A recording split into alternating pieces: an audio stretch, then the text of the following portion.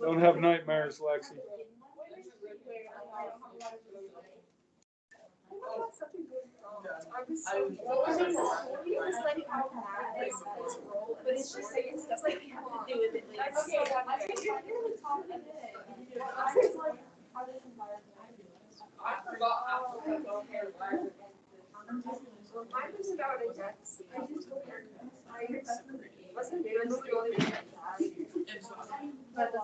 Lexi, how are you feeling?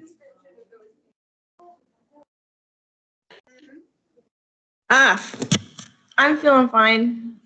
So you had the wisdom teeth out? Yeah, I got my mashed potatoes.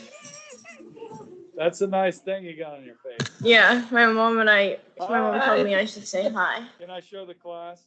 Yeah, that's fine. She's got like an ice back there. Guys. Okay.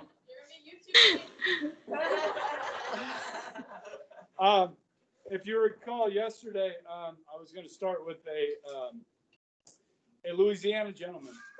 How many of you guys watch Food Channel? Me. Yes. Okay, yeah. So we love the Food Channel at my house. Well, the first really TV chef there was this guy Justin Wilson. Okay. And he was from Louisiana, and he would make gumbo and all kinds of great food.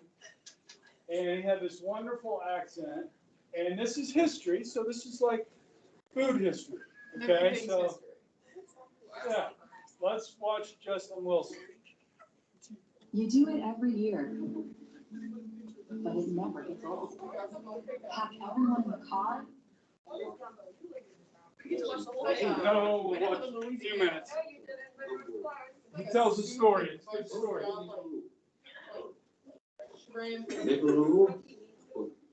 About 3 quarters of a cup of olive oil in there. It smells really good. And I also too, I put about a cup and a half of flour. You put about 2 to 1. And you cook that until that's gonna burn. That's not what it did. You got to cook like just chocolate right there. You see? That's so pretty. Stir in the roux. That's the roux right there. That roux. And then put the rest of the stuff on that roux and cook it in there a little bit before I put the chicken. I got 1 big onion. It's about a cup. 1 cup of onion, large one. Put that on the roux. Put the roux up a little bit. Not much golden, not much seasoning, golden chicken gumbo, because you don't need much. You stir it into the roux. And you cook them onions until they clear. You take the clear, you can't read the newspaper, but they look clear, you know. Oh man, that's a good roux. Oh, that's the kind of I can make sandwiches out of, you know. Oh, yeah. I say that all the time. Now, as soon as I get this going like this, if you go here like this, like that, get those onions on the flame.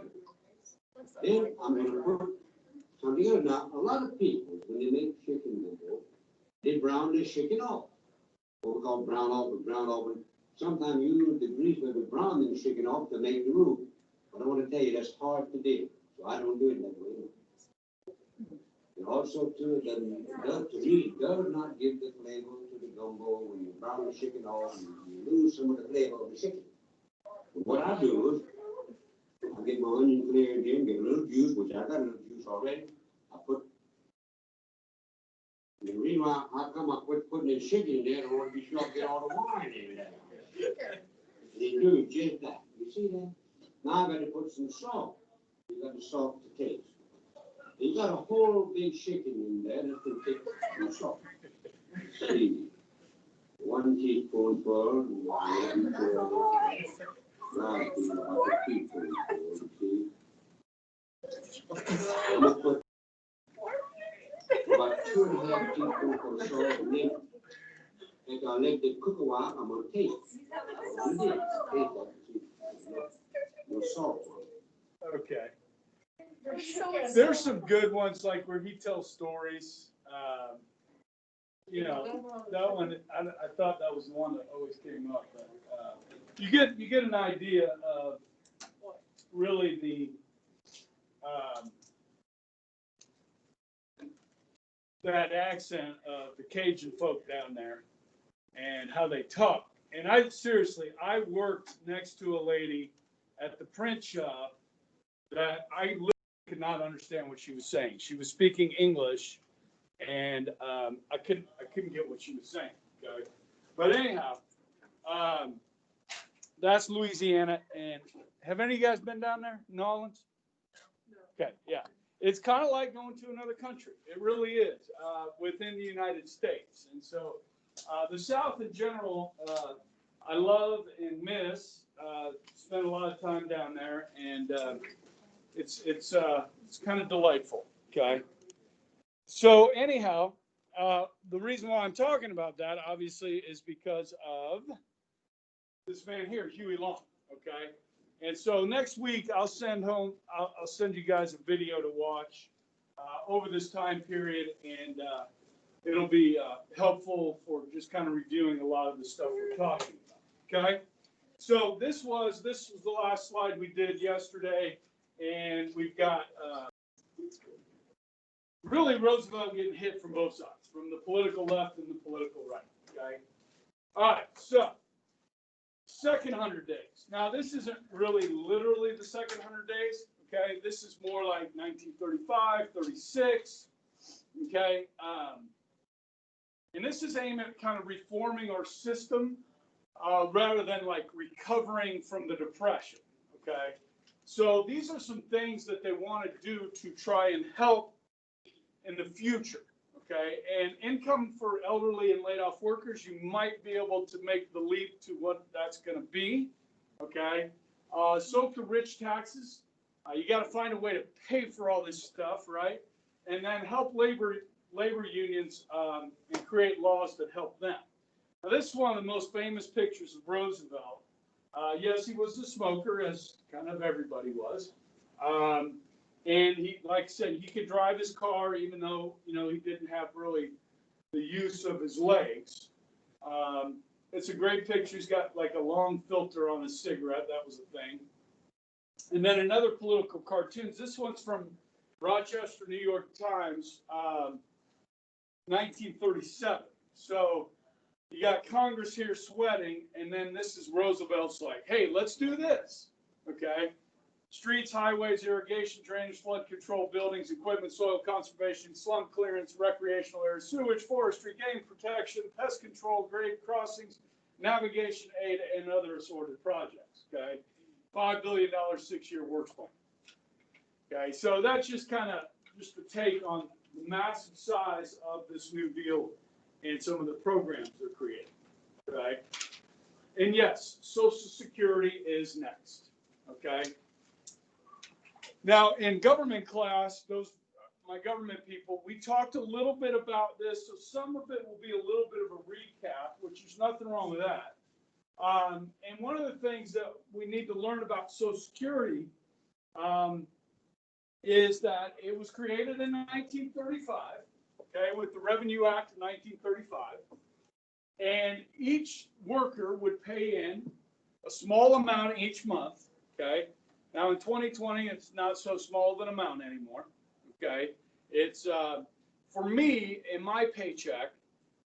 I'm about average. The average income of the average American, if you pool it all together, is about $50,000 a year.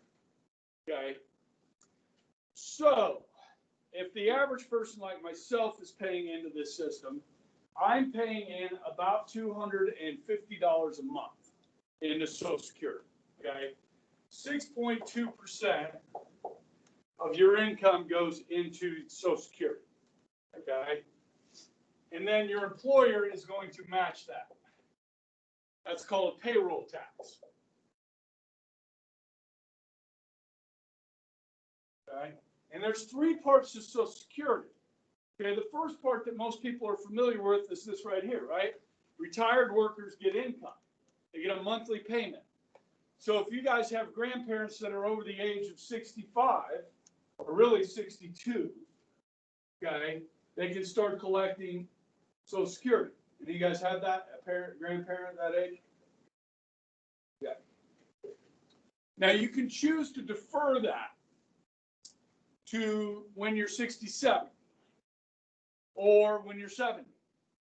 If you defer your Social Security payments until 70, the check you get each month will be quite a bit larger than if you start taking it early at 62. Follow me? Okay, so if you have like a family where people live a long time, like you have people in your family that live to, they're mid 100 years old, okay? You might think about deferring that until you're older and getting that money. If you have a family history of, cancer, heart disease, and stuff like that, like I do, and my mom passed at 53 and my dad at 72, I might start taking my Social Security at 62 so I get some of my money back, okay? So this is the first part, and this is a very popular program in the United States. Social Security is something that people like, all right?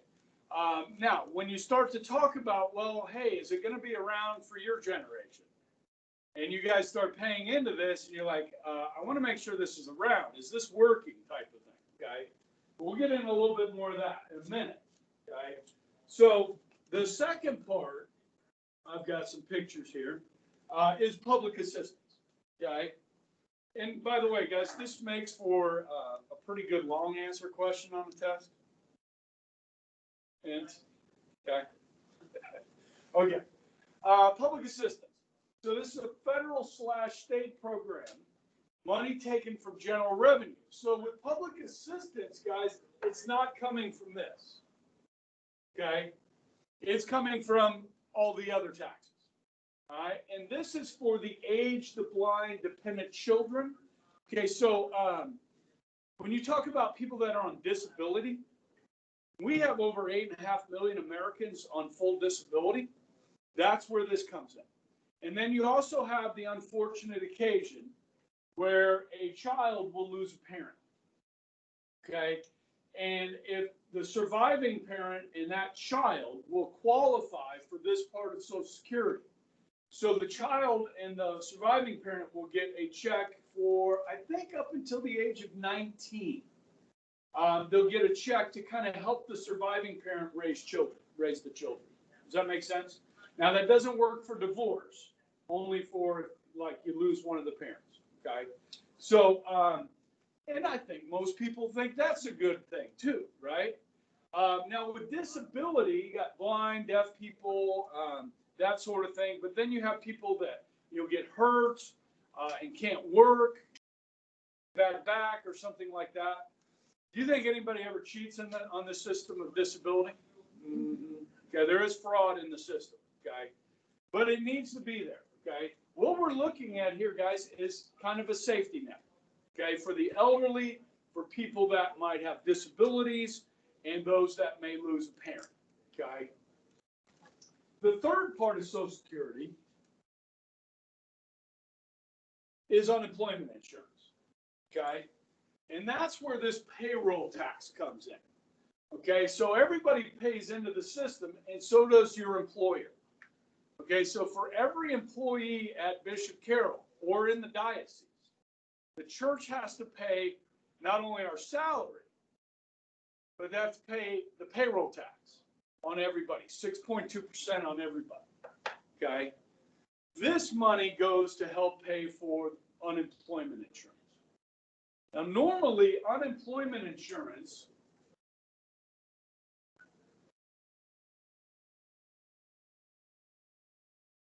lasts 26 weeks. Okay. That's 6 months. That's a half a year, right? 26 weeks. Okay.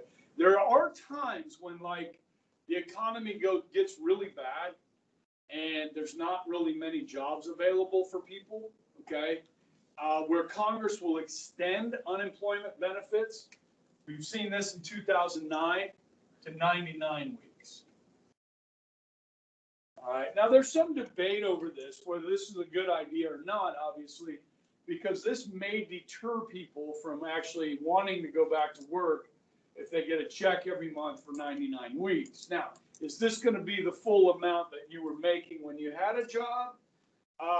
No, it's not. Okay. Now, it is somewhat linked to how much you were making before you lost your job. Now, in this most recent pandemic, Congress was very generous, I should say, with unemployment benefits. So people were getting a lot more money than they normally would from unemployment.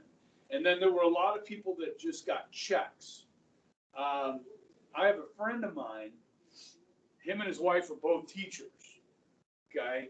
One teaches in the Catholic schools, one in the public schools. They both got $1,200 checks, okay? Now, my family didn't get $1,200 checks because my wife makes too much money, okay? So we didn't qualify for that. Any of you guys know some people that got some checks from that, okay? So, and, we still have a lot of people whose jobs haven't come back. In this community, we have a lot of people in the aircraft industry, and it's been really hard hit. The government has been kind of trying to prop things up with all this spending, okay? Prop individuals up and prop businesses up. Guys, the long-term effects of this pandemic are going to be massive economically for this country. It's almost as if people are afraid to actually ask, what are the long-term impacts of all of this spending by government? Some of you turned in the assignment yesterday on Keynesian economics, right? That there was a question on Keynesian economics and government spending during economic downturns. This is something that we've done since the New Deal. And guys, we're talking here not, billions or hundreds of billions. We are talking in trillions here, okay? The first aid package was 3.3 trillion. Okay, so our national debt this year will be the highest it's ever been. Okay, and then if you watched any of it wasn't a debate last night, but NBC had Trump on, CBS had Biden on. Did any of you guys get to watch any of that? Okay, which one did you watch? You watched Trump? Yeah, I went back and kind of looked back at the YouTube and watched it. They're talking about another aid package. Okay. Somewhere between 1.8 and 2.2 trillion is what they're looking at, okay?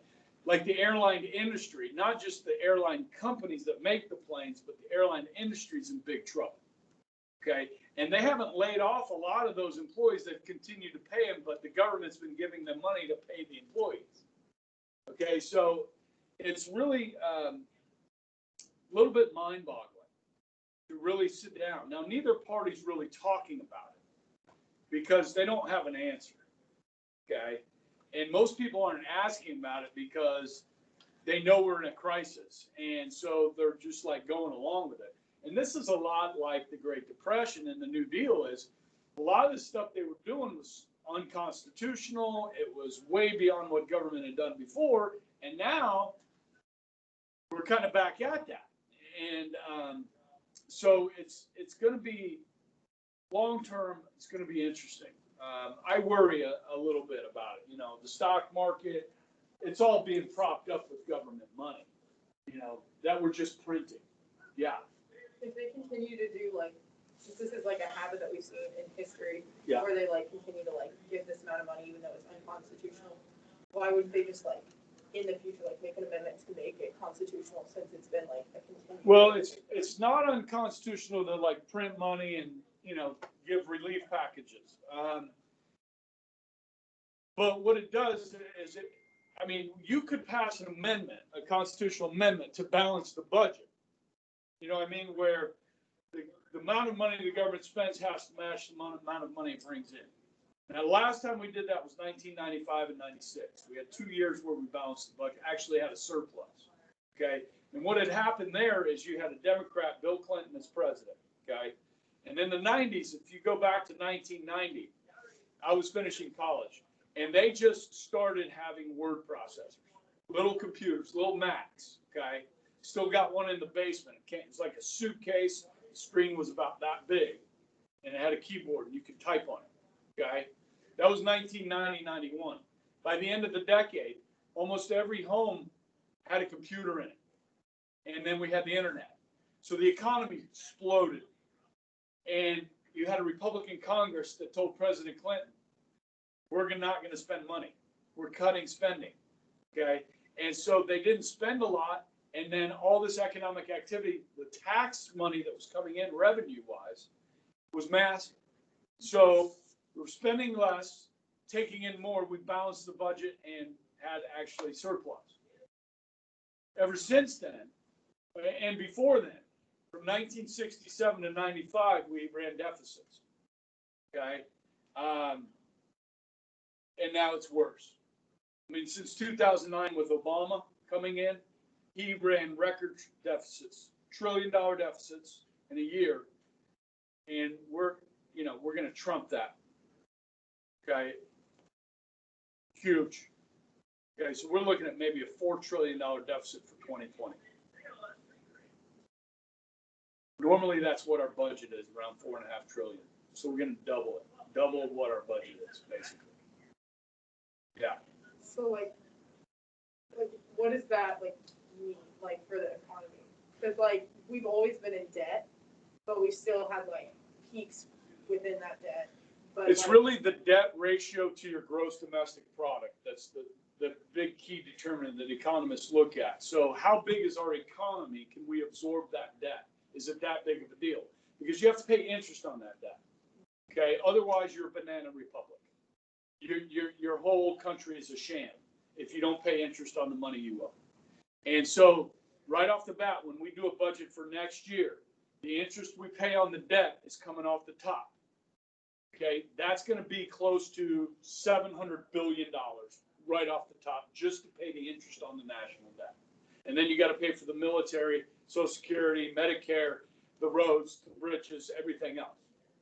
Okay, so this is a massive entitlement program.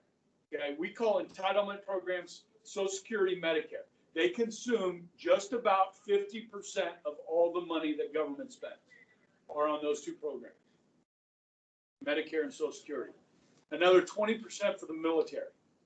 So if you want to cut, you've got to cut from what's called discretionary spending, okay, and military, because you're not cutting this.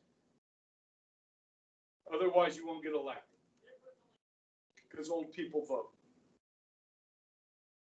Okay, they call this the third rail of politics. If you try and fix this, change it, alter it, the other party is going to scare old people into voting against you. Okay, that's the way the system works. When you guys get in government class that aren't in there now, we'll talk about the political side of this as well. Okay. All right. So, three types or three parts to Social Security. All right. Now, what they say, okay, I'm paying in $260 a month. Okay. The average person, grandma, gets $1,500 a month. Okay. The more you put in, the more you get out. Okay. So if you don't work, say you're a stay-at-home mom. Let's say you go to college, meet your husband or wife of your dreams. Okay. And you start having babies, and you don't work. Okay. And let's say you have 8 kids over the span of 20 years. Okay. You're not going to get much Social Security, if any. If you never work, you're not going to get Social Security. This is not welfare. You pay in, you get out. Now, if you work for 45 years and you put in 6.2% of your income all those years, you're going to have a bigger check than $1,300 a month. This is the average. Okay? So my wife's Social Security will be more than mine. Okay? Yeah. okay, so this was, I guess like earlier on this year when they were picking out like the Democratic candidates, one of them was named Andrew Yang, and he proposed like, I forget the name of what it was called, but like where like I think every person got like $1,200, like either like a month or like something like that. Right. And so how would that be different just on Social Security? Would it be on top of the Social Security, or is it just like ensuring that? Yeah, I think Yang's plan was like, it's almost to talk of universal income, Yeah. where you give everybody money. The thing is, that's just like free money. I mean, other people are going to pay for it. Where's the money going to come from? Does everybody get $1,200 or just the poor? He said everyone. Well, my wife doesn't deserve $1,200 from the Treasury. She doesn't need it.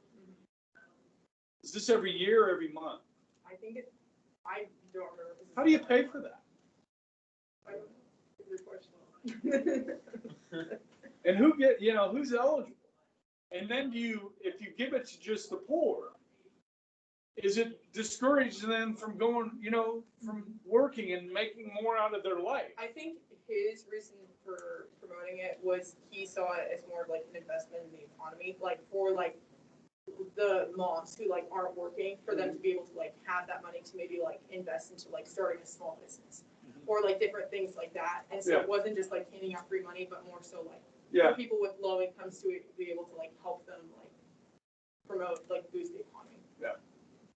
Yeah, I mean, if you watched the lecture yesterday when I talked about that one guy, Townsend, Dr. Francis Townsend said, we'll give all the old people $200 a month. They just have to spend it, right? That type of thing to boost the economy. That's definitely goes along with the Keynesian ideology. But where do you get the money? Obviously you'd have higher taxes on people like Andrew Yang and me, probably. Okay.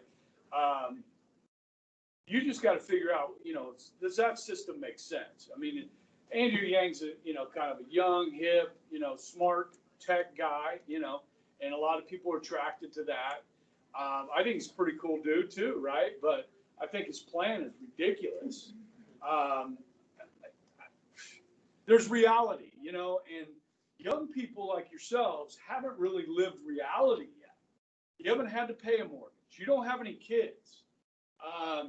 It just amazes me sometimes, the things I hear from people in college, and they think they're that smart, but they haven't lived. They haven't had any responsibilities beyond themselves. Now, some of you do. I mean, some of you guys have to pay for your own car, your own insurance, your own college, okay? And you're going to grow up really fast. And every dollar that you earn to pay for those things is going to be important to you. And the more the government takes from you to do that, okay, that makes it harder on your life. Okay, now you may see yourself as a victim and say, well, I'm a victim of society, and I think the government should give me more money so that I can do the things I want to do. Okay, well, life is not fair.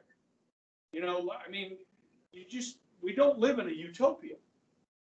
They've tried to create utopias throughout history. Okay, what has that turned into? Very dark places where millions of people perish. Okay, this system, you got to work. I mean, in capitalist systems, are they fair? No. Is there greed? Yes. But you got to work. Just like for this grade, for this class, you're going to have to work. You're going to have to study. Okay, that essay you guys just wrote. I mean, I have some people that didn't do what they were supposed to do. I've only graded 6.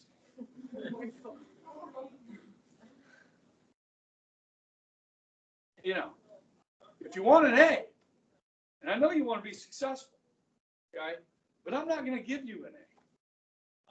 You're going to get what you get. I'm not going to punish you for your behavior. I'm not going to punish you for your attitude or for sleeping in my class. I don't care. It's what you do. It's what you perform. What's your product? What's your productivity? And I know that's harsh, but that's reality. The sooner you learn it in this country, the better off you are. Okay? And there's a lot of people that come here with just wanting the opportunity to be able to work hard so that they can prosper for their families. And then we have a lot of people here that are like, I'm a victim and I need the government to take care of me. Immigrants that we have in this country are among the hardest working Americans we have. because they've been to other places. And they see the opportunity that's available here. We take it for granted, a lot of us. Okay? Sorry, we're getting me off. Okay? It's all right. So as we're talking, any more questions, I'll be glad to talk about. Okay? I didn't really study Yang's thing. I kind of like, oh, you got to be kidding me. Okay. All right. Now, guys, they're saying, just so you know, by 2037, under this formula, this will run out of money. Okay, the life expectancy in 1935 was 66. The retirement age was 65. So the average person would be on Social Security for 1 year. Life expectancy now is closer to 78. So people are on Social Security for much longer, which means that puts a strain on the system. Okay, and you have the baby boom generation that is in fully retiring now, which puts a strain on the system. So they've raised the retirement age to 67. Okay. Now, when I say retirement, people get confused. Okay. That doesn't mean you can't keep working. Mr. Kennedy is retired. He's receiving a pension from the state of Kansas because he taught in the public schools for 30 years. He's getting a check every month from the state. Okay. And he's getting a check from Bishop Carroll. He's retired. He's probably collecting Social Security, and he's probably on Medicare. He's retired, but he's still working. You understand? Because he wants to, not because he has to. You know what I mean? So his wife is truly retired. She was retired, but working. Okay. And they just worked half days, right? He just works half days. Okay. And we got 3 new teachers this year from 2 from the main school district that retired. Now they're just working here. It's a hobby with a paycheck. Okay. And it's not much of a hobby during this frickin' pandemic, is it? It's tough on everybody. Okay. All right. So Social Security. Yeah. So if you got the payroll tax or whatever, and then you die, does that go back to the government? Yeah, it just stays in there. It stays in there. Okay. It's just money. Look, the whole system is broke. I mean, you look at it. There used to be this fund, the Social Security fund, like all this 6.2% would all go into the fund. Woo! And that fund would grow, right? In the 1970s, they raided the fund. Congress said, look at all this money, we can spend it on other stuff. Oh, it's awful. You can go back to 2000 and it's great. You know, you talk about presidential debates. Al Gore was running against George Bush in 2000, and Saturday Night Live did some really good videos of these debates. And Al Gore, to his credit, was talking about a lockbox for Social Security money. That the money that comes into Social Security can only be spent on Social Security. Okay? But that's not how they do it. So all this money is just coming into the government, and they're spending, it's got to go out.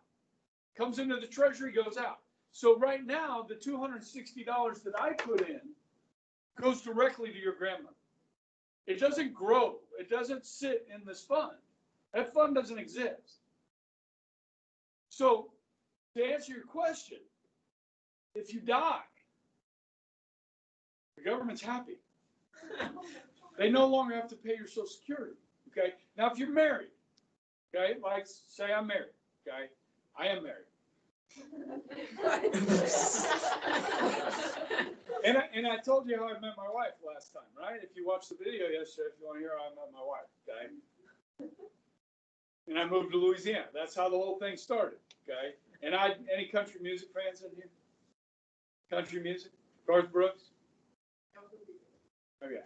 There's a song, Going to Baton Rouge, about my girl in Baton Rouge, It's a 4-hour drive. I used to play that song. Going to Baton Rouge. But anyhow, then I moved there for 6 months. And then she got a job in Kansas. And so I was like, because we dated 10 months long distance, and then I moved to Louisiana for 6 months. I got a room. I stayed in a room with one of her friends, had an extra bedroom. And this is right next to LSU's campus. And so we're hanging out, and she's a chemical engineer, and she's working for this Dow Chemical down there in Louisiana. Well, she got her MBA at LSU, and but the company didn't have a job for her, so she hired a headhunter. And so headhunter goes out, takes professionals, and tries to match them with companies. And this company in Kansas said, yeah, we're looking for engineers with MBAs. And so they invite her up for an interview, and then a second interview.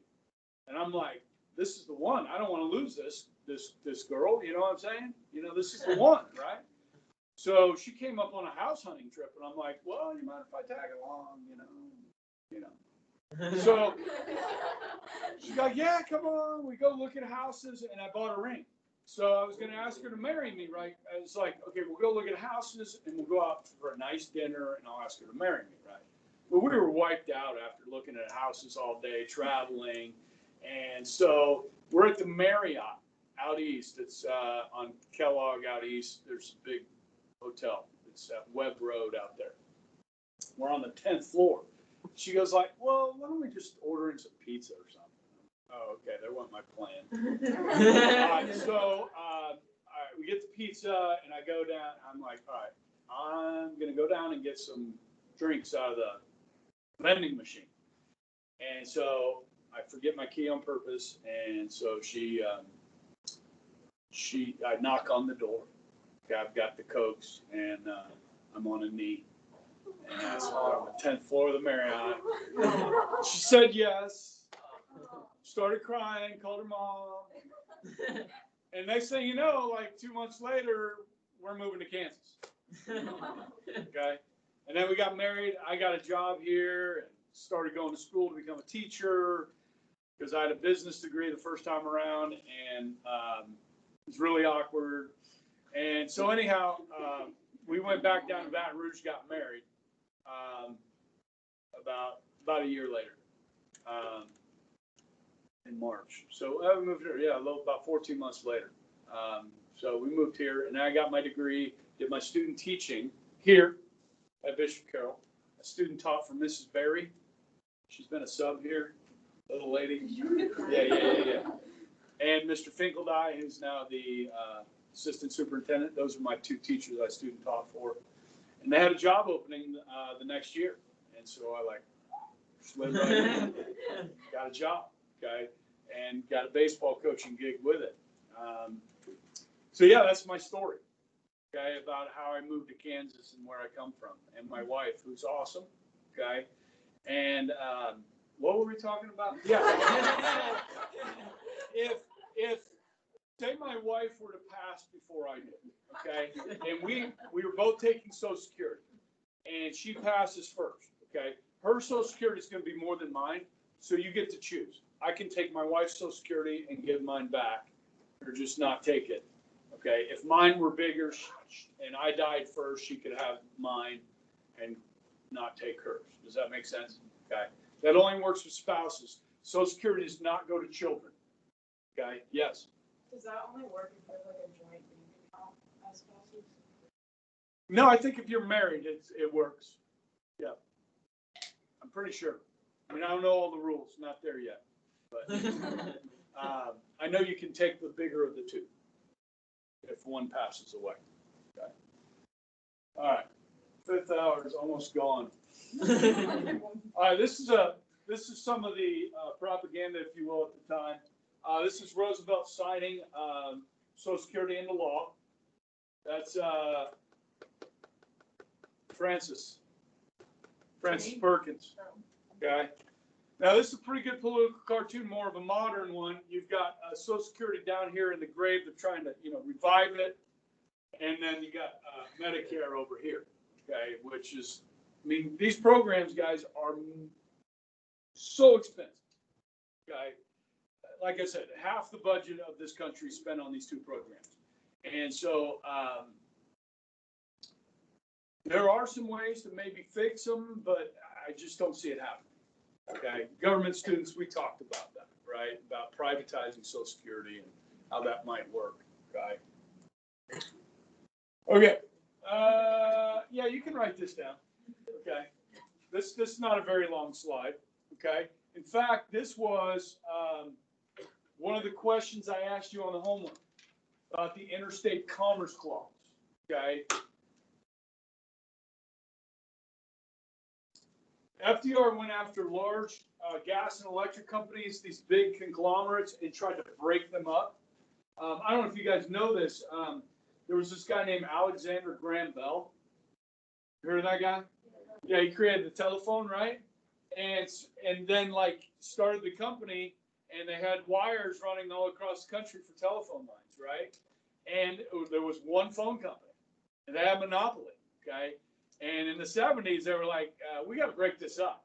I mean, this isn't really fair because he can charge whatever they want, you know? So they broke it up. We got AT&T, we got Southern Bell, we got Georgia Bell, we got different bells, okay? Bells and whistles. And then, look, when we study the Constitution, guys, part of Article 4 of the Constitution talks about the Interstate Commerce Clause, where the federal government can regulate trade between the states, okay?